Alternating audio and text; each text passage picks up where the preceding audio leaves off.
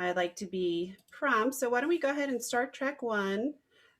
You guys, hopefully, some of you have met me earlier yesterday or the day before. We're day three of the National Resilience Exchange Summit. And just a quick thing before I introduce your moderators today. As a reminder, we are recording all sessions, and those sessions can be found at ahc2021.com through our all access pass. You're all muted, but feel free to use the chat and also the Q&A option to not only ask questions, but make comments. Maybe you have a solution that you want to suggest or offer. Feel free to tell us about it. And you should be able to chat to all attendees, or if you want to just chat to panelists too, that's okay. So let me go ahead because we are shooting rapid fire today with session after session. I'm going to introduce today's moderator, Tony Hurley. He has way too many letters after his name. I called Tony an overachiever the other day. He is a consultant with Critical Preparedness, LLC. He's worked in the utility and critical infrastructure industry all over the world. And prior to serving as a consultant, Tony celebrated 37 years in the electric utility sector, retiring in 2017. Congratulations, Tony, as VP of Operations for Jersey Central Power and Light. There, he had managed an operation workforce of over 1,200 professionals.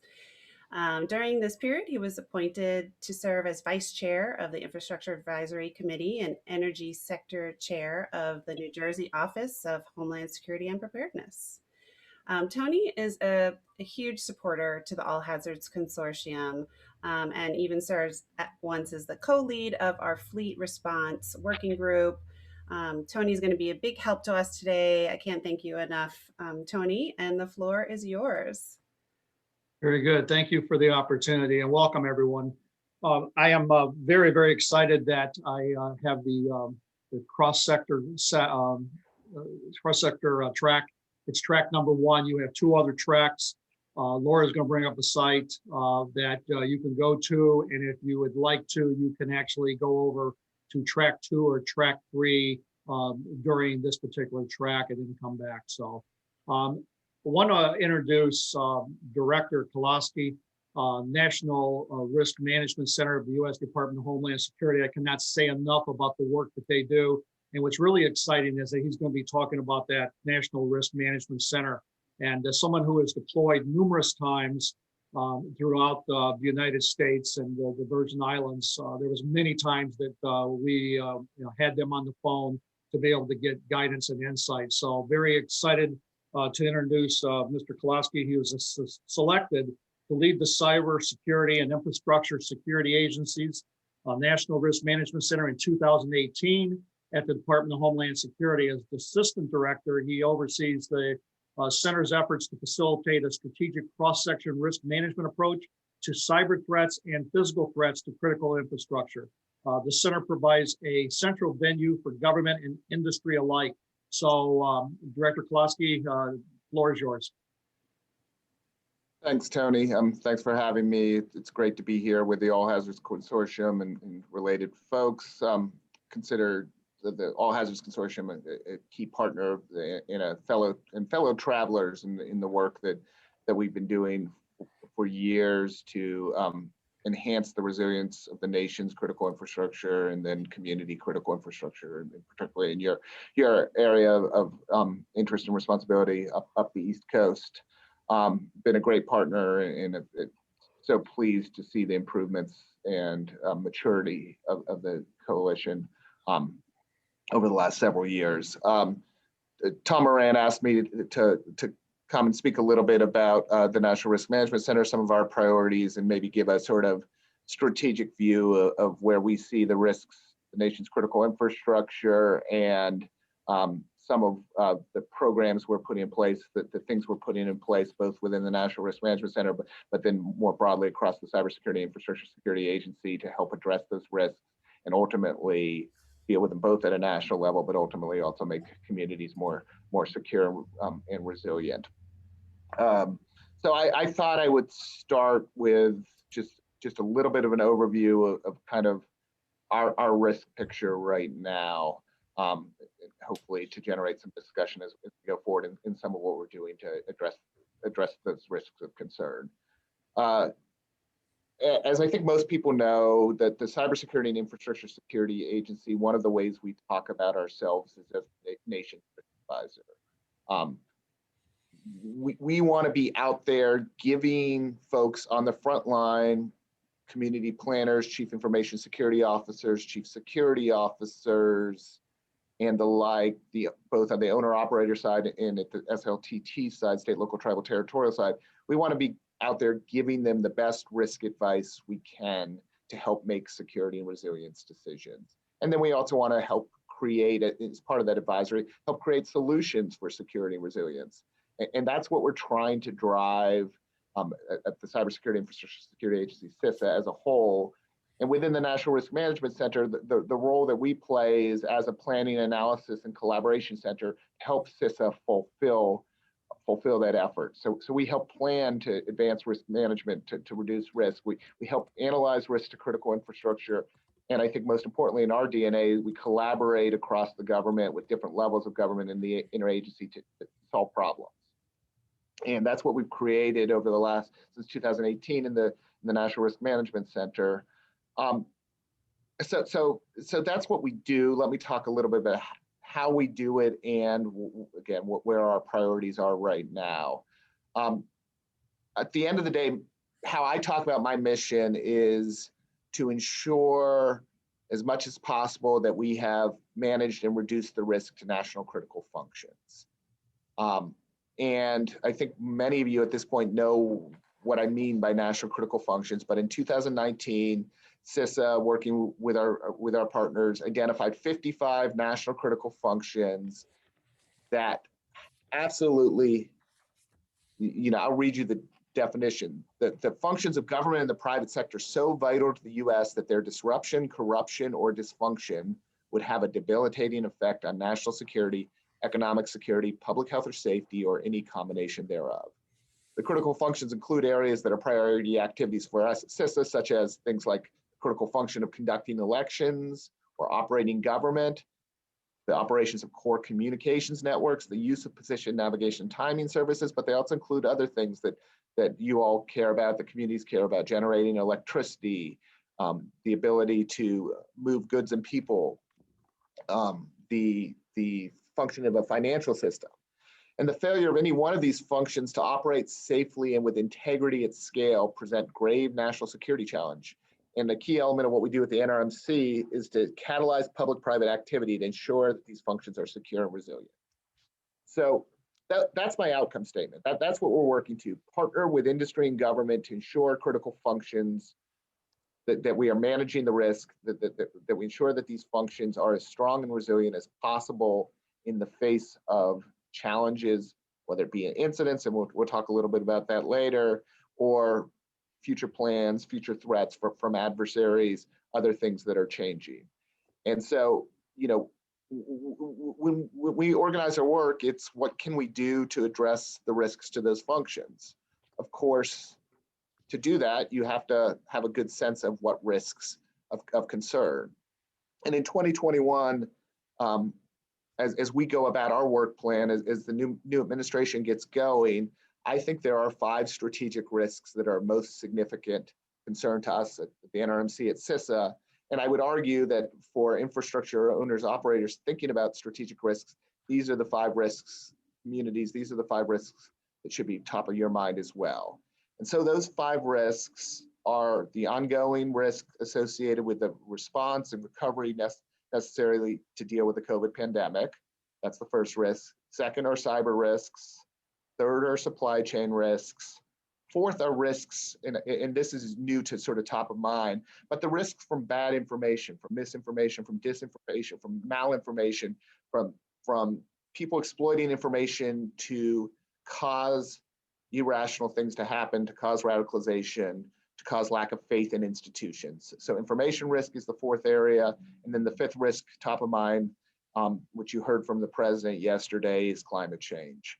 And so those 5 strategic risks are driving our risk management agenda. And going back to what I was saying about the critical functions, the way we do business here in the NRMC is we think about those 5 risks against those critical functions, and we bring people together to address priorities within that.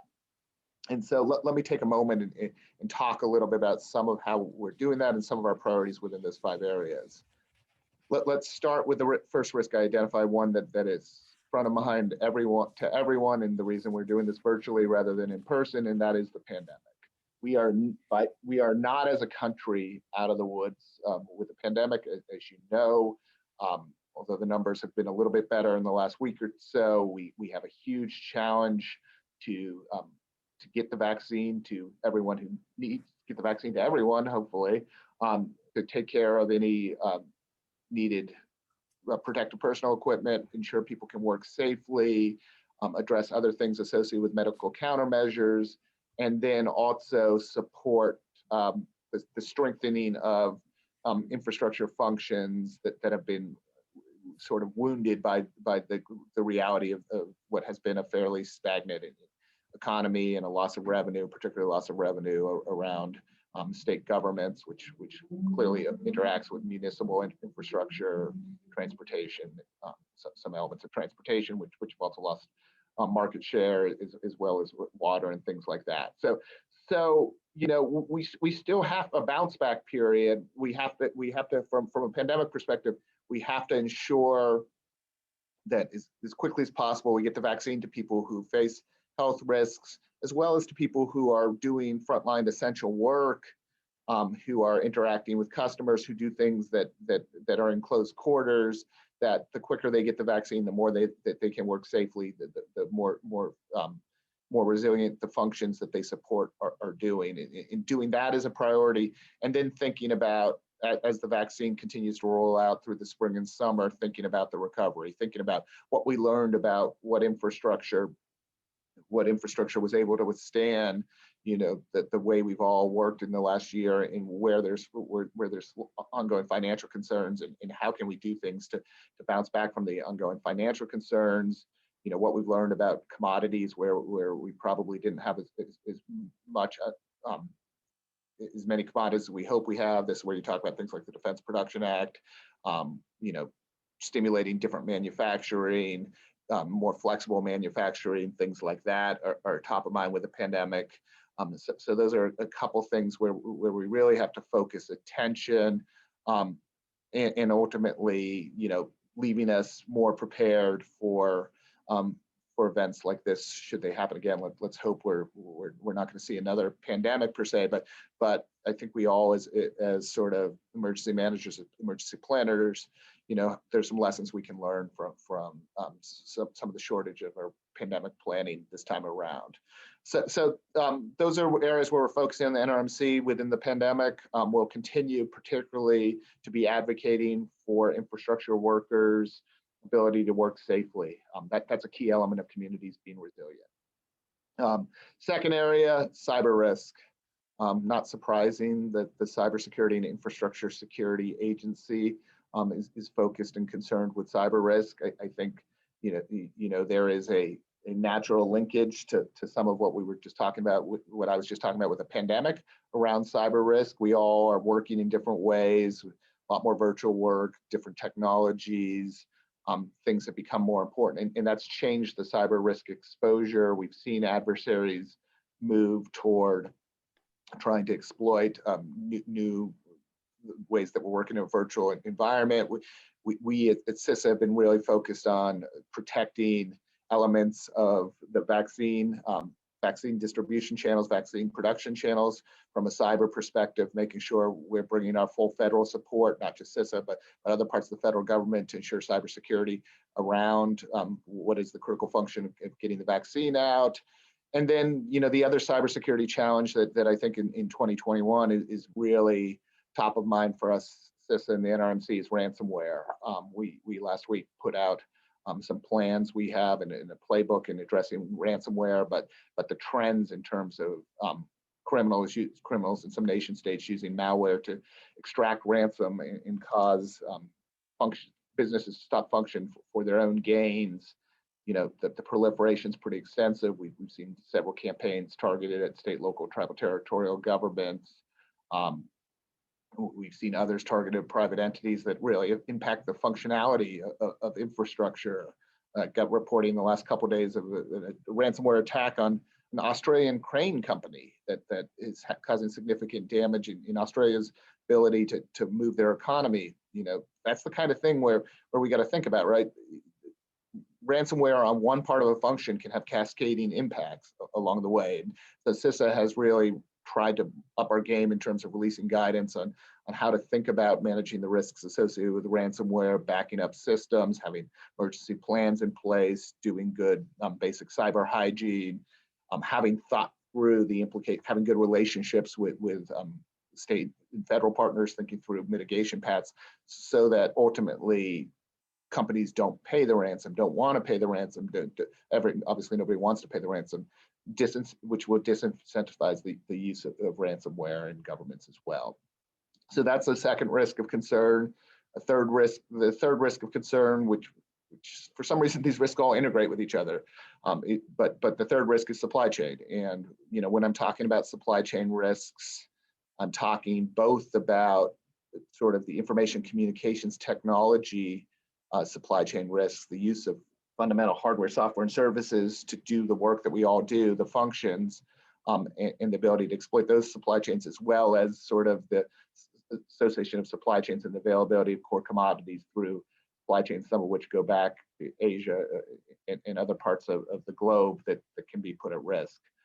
So supply chain risk, top of mind, focusing our attention right now, addressing the SolarWinds compromise, the SolarWinds Orion software compromise, which through software updates and bad code enabled access, pretty exquisite access from the Russian government into critical systems, federal government systems, some key federal government systems, as well as some key private systems, interacted with the overall technology suite that organizations used, and created a significant amount of access and new vulnerabilities in the ability to secure IT systems. This was at its core, it was the exploitation of software security practices to give a government access into putting access into systems for the purpose of information leakage and putting systems at risk. We've got to get better. We've got to take more seriously as a community the quality of hardware and software that we acquire, that the trust that we give into that. We've got to get better at looking at trusting, but then also validating the good security practices that are in place.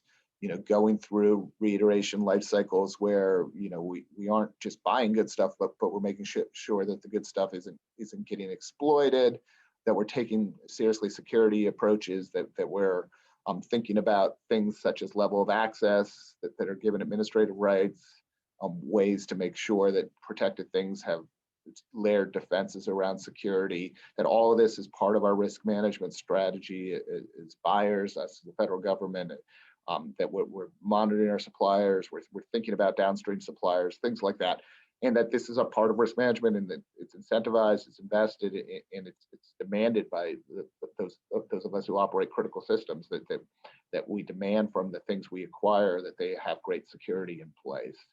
Those are some of the emerging lessons around SolarWinds and supply chains. You're going to see some of that, I think, come into the policy discussion and the change in business practices, the change in procurement practices.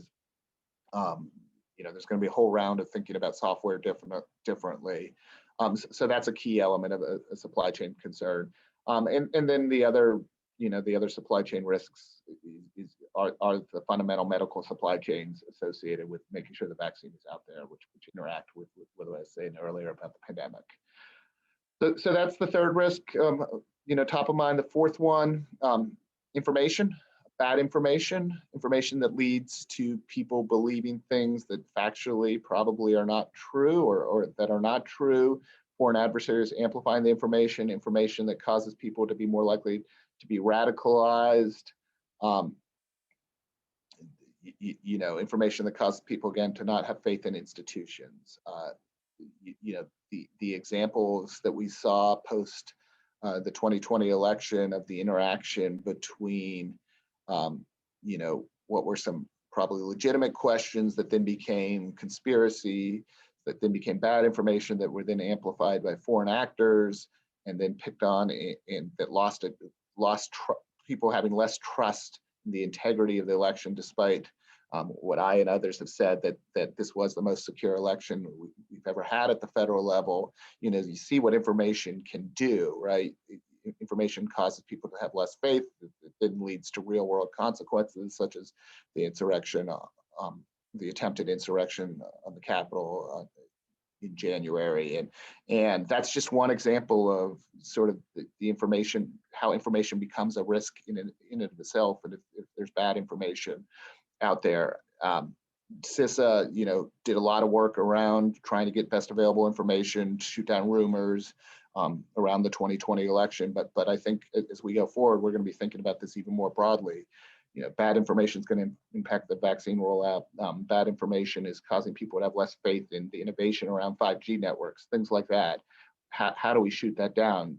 Information is going to matter from an emergency management perspective, that when you're out trying to solve problems, right? That's a lot of what the All Hazards Consortium is doing, getting the best available information to help decision makers. You got to have faith in that information. So that's another area. And then the final risk is climate change and the associated impacts of climate change, whether it be change of weather effects, the increased likelihood of flooding, the damage that flooding does, hurricanes, wildfires, impacts on long-term around drought, impacts on communities in terms of sustainability and how and where people live. Climate change becomes a real security risk. We were asked in the President's executive order yesterday to start to look at the impacts climate change on the national critical functions I laid out, and in the next year or so, we will be doing some dedicated study at the interaction between which functions are most likely to be negatively impacted from the impacts of climate change, and what we can do to make those functions more resilient. So that's our agenda. Those are the 5 risks that are energizing our work. To address those risks, let me say one more thing about the National Risk Management Center, and then let me bring it to this audience a little bit. We're still taking largely a capabilities-based approach to deal with a range of risks I had. Although those risks seem different, as my examples talked about, there is an interaction between the pandemic and the information environment and the impacts of climate change, and the fact that we rely on supply chains and digital things and the cyber attacks. And you can imagine, it's the interaction that creates more of the risk than any one of these things. And we really want to study on the other side the interactions of what make functions work, and make sure any of these things can't threaten functions at scale. That's the job analytically. So I'm investing a lot of money to really understand how a national critical function operates. What's the engineering that allows electricity to be generated, that allows potable water to be available to folks, that allows water to be available for folks for emergency management purposes? How does that functional flow work? Who's responsible? What are the underlying technologies that enable it? What are the dependencies? What are the interdependencies? Really understand risk at as focused from an engineering perspective as we can, but then also as focused from, again, who's got the responsibility? Who can move the needle? How does the regulatory community work with the industry side? What's the relationship between state governments and local governments and federal governments to manage the risk of those functions? So that, where does industry fit in? So that we can really point our leverage at the right moments of how best to make those resilient. We did this with our election security work. We really understood the critical function of election security and focused on the key sources of risk. This helped us as a nation as we saw a shift from more voting in person to voting by mail. We were able to really quickly pinpoint the risk sources from a shift to voting by mail or voting in person during a pandemic related to that. We're doing that work across the 55 critical functions. It will take us a while to get exquisite understanding of all 55 critical functions, but that's our goal analytically, to then set some risk priorities. And then in setting the risk priorities, bring to the table the collaboration part, the public-private partnership, the different agencies who have responsibility to do something about these risks. That's the model that we're building toward across those 5 strategic risks. We want to go solve problems. We want to get in front of incidents when they happen, so that when the incidents happen, we're more resilient, but we're also more prepared to deal with things as they emerge. And I think that gets to the sort of point of interaction with a group like this. It is the pre-planning, the relationships, the interaction between information that we have already and information that we can collect dynamically that are going to make us better at responding to incidents, going to minimize impact, going to make it less likely that functions will fail for any extensive period of time at the national level down to the community level. It is those sort of coalitions of folks who use the best available information, help put the plans in place, come collectively together to solve problems. I look at the All Hazards Consortium as an example of that, but the work that goes on all the time is around building this partnership, doing the planning, making smart investments and tools that then get applied in the face of disaster. I'd like to see fewer disasters, but based on the risk that I just outlined, I don't think we're going to see fewer disasters. So maybe we can't change the disaster portfolio, but what we can change is how good in our speed to solution. Some of that is through planning, but of course, no plan ever survives contact with reality. So it's then having the groups put together to take advantage of data and information to get to solution quickly. The times we're most proud of our work as Homeland Security emergency managers, professionals, is when the thing that happened we had anticipated and we know how to quickly go out and help support solving things. Those of you who've lived through multiple natural disasters, hurricanes, ice storms and the like, know the difference, know how big a difference preparedness plays.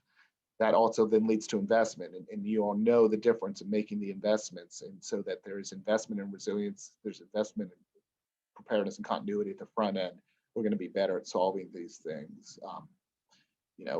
Unfortunately, too often we knew the risk was there, but we didn't get to the point where the investment and the preparedness was where it needed to be, where the relationships were where it needed to be. And what we want to continue to do, the risk management centers, we'll keep banging away at the risks that we think we need to be prepared for, we need to invest in and priorities and make things more resilient, but we want to invite our partners to the table to help us do things about it, and we want to do this in a transparent way. So Tony, I will stop there and see if anyone's got questions.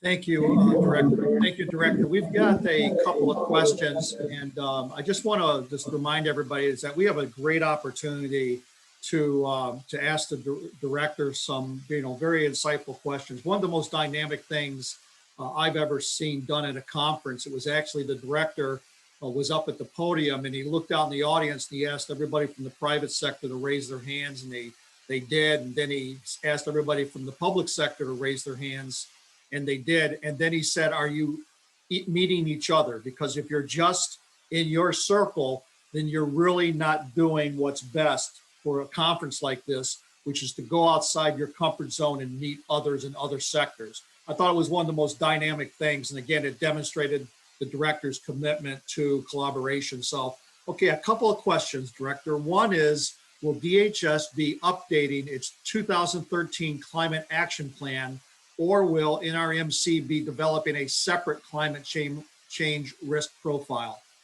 And you didn't read the name of the question. My friend Kim Erskine, who was involved in some of the 2013 work and thinking about regional resilience assessment. Kim's a great guy. So the short answer is TBD.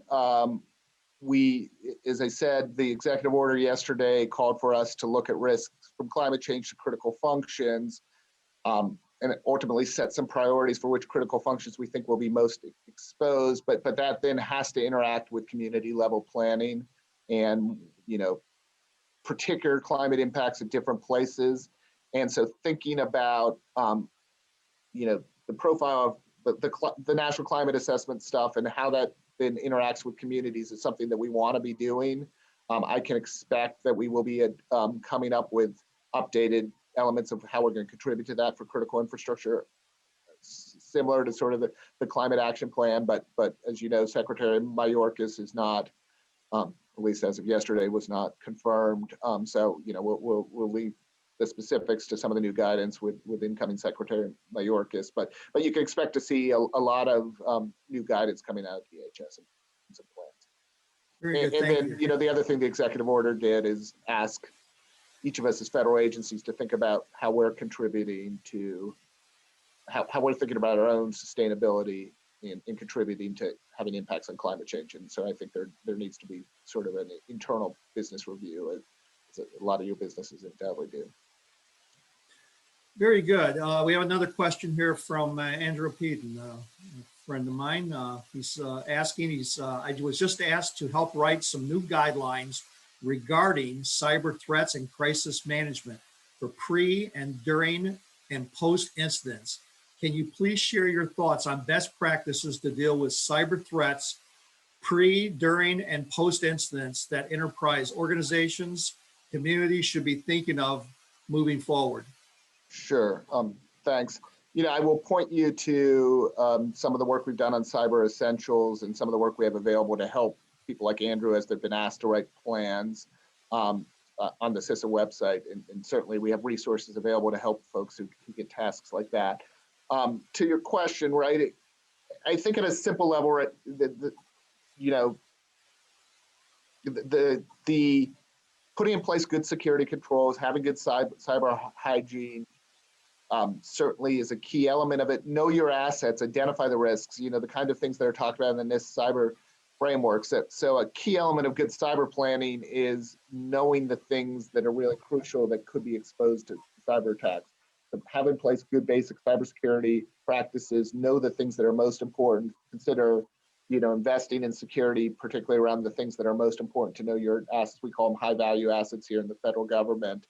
And then have the sort of response plans, exercise the response plans, think through what you're going to do, build the relationships around that, know how you're going to share information. Are you going to rely on the federal government for support? Or are you going to have, are you going to rely on private support to do mitigation around that? Have some of those plans in place, contracts, work with them in that, exercise like any security challenge.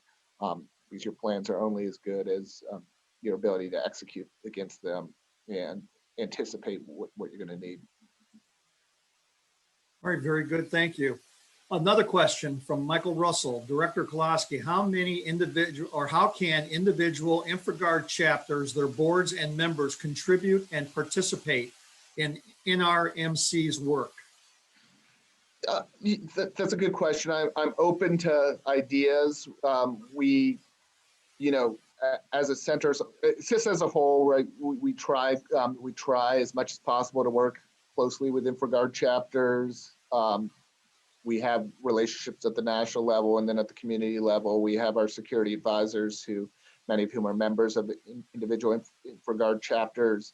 So we hope there's collaboration with CISA in terms of the overall things that we're working on at the strategic risk level for the NRMC, for InfraGard chapters to be involved in. I mean, there are opportunities with some of our initiatives, particularly around getting the word out around some of the supply chain questions I've had, and I'd be willing to talk to individual InfraGard chapters or through, the national InfraGard things. I saw Mary Lasky is on later in this panel, and Mary and I have talked about EMP and InfraGard work in the past, and things like that. So there's some opportunity to get involved, but start with really your regional points of contact. Very good. We've got a couple more. One, will the new executive order on Buy American help with the supply chain vulnerabilities? So the new executive order on Buy American, I assume that's related to the pandemic and the executive order that the president signed last week. I think it should, right? It needs to be executed well. We already had in place the ability to have conversations with industry through the DPA that are not subject to antitrust. And so FEMA had already, in the previous administration, been having Defense Production Act conversations. And I think what we get from those conversations, right, is a sense of where the current state of industry is and where there are gaps in things that are definitely available that should, stimulating American manufacturing and putting some investment in that will increase the availability. And I think there's a willingness to use the DPA to do that. Okay, we have two other questions. I'm going to kind of blend them together, and they touch on the White House. So I'm going to kind of water it down. From what you're seeing, the NRMCA's concerns and directives that you're working on for climate change, do you still feel that it's going to be a top priority with the current administration? Yeah, I mean, again, the president's executive actions yesterday make clear the degree to which climate is front of mind as a whole of government initiative. And of course, some of this is national security impacts, but some of this is changing the fundamental, the things that were contributing from an energy perspective to a changing climate. So things like rejoin the Paris Accords will work on that. But what was interesting about the immediate executive action, again, is how much emphasis there was put on this as a national security issue. And, I think that's the thing. Obviously the previous administration had a different view on some of the things associated with climate change, but that's the thing in my early conversations with folks over there. The guidance we're getting is treat this as something that is a security risk. It is a long-term risk to how strong we are as a country, and think about ways we can ensure that we remain resilient to the impacts of climate change, and that's where my focus and our focus is. Very, very good. I don't see any more questions. Laura, do you see any? I think we're good. If that's it, I think we can thank the director for being here today. That was really helpful, and by the fact that we got a lot of questions, tells you something. So good. Always enjoy being with you guys. Thanks, Laura. Thanks, Tony, for. Yeah. Stay safe, Director. Thank you, Director. Stay healthy as well. Bye. Bye-bye. Okay. So our next session will start at 1:15, as you can see on your screen. If you stay here in track 1, we'll hear from Mary Lasky, Richard Krieg, and David Winks on powering through building critical infrastructure resilience. And if you move to track 2, you can hear about the CRA app for vehicle movement, and track 3 is on ORLs. So while we have a couple minutes before we start, please enjoy this video.